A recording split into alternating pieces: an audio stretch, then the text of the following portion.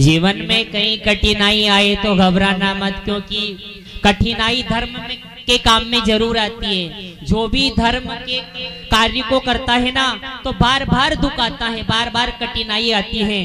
तो दुख को देख के घबराना मत, क्योंकि ये तो आएगा।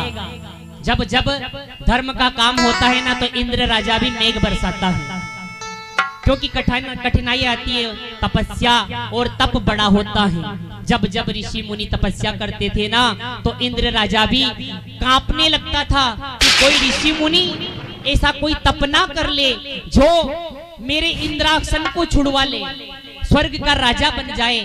तो आप सत्य का काम किया, आपने भागवत का काम किया है। और जो धर्म का काम करता है ना, उसको तो दुख भी भोगना पड़ता है। सहन करने वाला बड़ा होता है, जिसने सहन कर लिया। क्योंकि इस दुनिया में दुख के सिवा सुख कहाँ मिलता है? सत्संग में मिलता है। और सच्चा सत्संग मिल जाए, सतगुरु ऐसा मिल जाए कि हमारी इस मेली चादर में जो दाग लगे हुए हैं ना, उसको धो दे, ऐसा सतगुरु मिल जाए। बहुत मेली पड़ी है चादर, कैसे धोऊं? बहुत मेली पड़ी है। आज भागवत महापुराण कहती है कि नैमिषारण्य तीर्थ से कथा चली है। वेद व्यास मुनि ने महाभारत महापुराणों का निर्माण किया है और महाभारत ग्रंथ को लिखा है।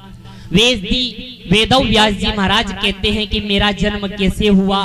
वेदव व्यास जी महाराज का जन्म, ध्यान देना, एक समय की बात है कि एक मछली पालने वाली, नाव चलाने वाली एक कन्या, जिसका नाम मुचकंदा था, बाद में उसका नाम सत्यवती रखा गया।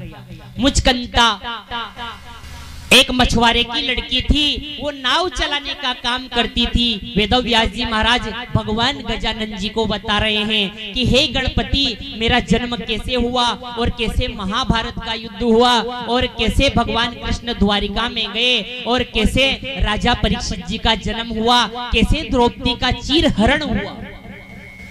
इतनी बात कही। वेद व्यास मुनि जो ब्रह्म के ज्ञाता हैं, स्वयं नारायण के अवतार हैं, वेद व्यास जी महाराज। बोलो वेद व्यास जी महाराज की जय। नदी में, यमुना नदी में नाव चल रही है और नाव में मुचकंदा नाम की कन्या, मछुआरे की लड़की, जो नाव चलाने का काम करती थी, उस नाव को रोज चलाती है। एक दिन की बात है कि नदी के किनारे कौन? पारस मुनि। वेदव व्यास जी के पिताजी का क्या नाम है महाराज? पारस ऋषि। पारस मुनि कहाँ गए? उस कन्या के पास गए और उसके सुंदर रूप को देखकर मोहित हो जाते हैं और कहने लगे, अरे सुंदरी रूपवान, मेरा मन तेरे ऊपर आ गया है, तू मुझे नाव में बिठाकर पार कर दे। तो क्या जवाब दिया? ध्यान देना।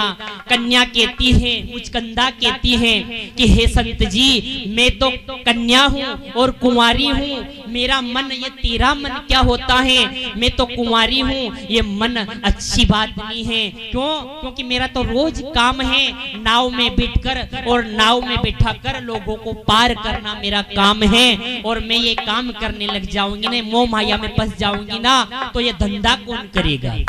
ध्यान देना।